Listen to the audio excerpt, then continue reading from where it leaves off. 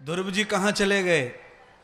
सूर्य और चंद्रमा की बगल में ध्रुव का आसन डाला गया।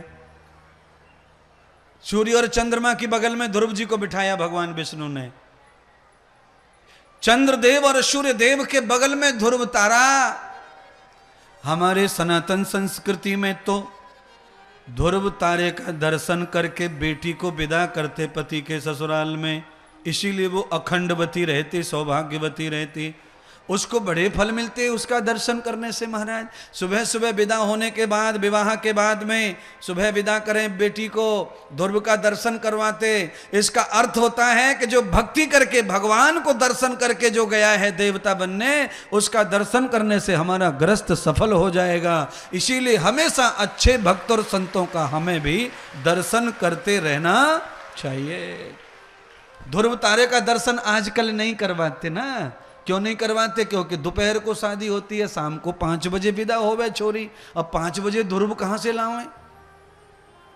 सब उल्टा पुल्टा हो गया खेल। ध्रुव तारा सुबह ही दिखे 5 बजे। ध्रुव तारे की परंपरा जब तक देश में थी तब तक कहीं भी तलाक बलाक नहीं होते थे, नुकसान नहीं होता था पतियों के घर का। अब तो बड़ा नुकसान है पति के घर का। कभी कभी ऐसे टूटे खूटा की तरह पति अकेला रह जाता है, अकेला। घर वाले तब नाराज हो गए जब अपनी मर्जी से शादी करके लाया। 2-3 महीने के बाद में जिसको लाया वो चली गई धोखा मार के। अब पति बेचारा अकेला मुंह फाड़ के बैठा है, न घर जा सके न इधर जा सके। अब क्या करे? इसीलिए ऐसी गलती न करें, इसीलिए ऐसी गलती ना करें और ऐसा लाभ लेने के लिए ध्रुव जैसा निश्चय अपने आप को करें। आपने न हुआ तो अपने बच्चों को बनाओ, हमसे नहीं हुआ बच्चों को बनाओ।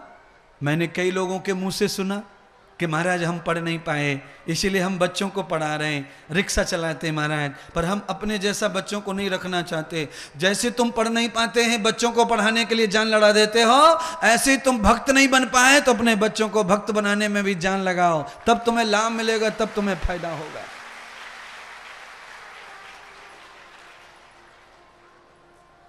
हैं जी?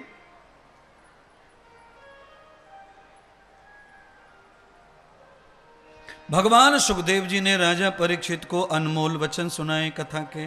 हे राजन, चक्रवर्ती सम्राट परीक्षित, आज ध्रुव जी ने अर्थात मनु जी के पोते ने विष्णु को पाकर पिता के रूप में चंद्रमा की बराबरी कर ली। मनुष्य का जन्म लेके भी देवता के रूप में स्थापित हो गए।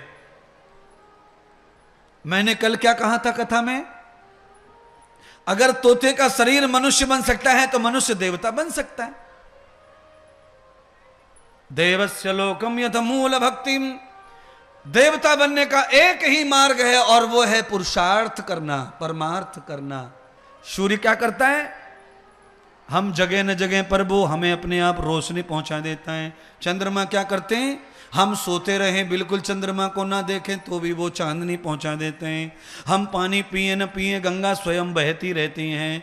हम छाया ले न लें पर बादल आते जाते रहते हैं। ऐसे ही जब हम दुनिया हमें धन्यवाद दे ना दे पर हम सेवा करते रहेंगे तो एक दिन आप चंद्रलोक में पहुंच जाएंगे, सूर्य लोक में पहुंच जाएंगे, कैलाश लोक में, ब्रह्मलोक में पहुंच जाएंगे।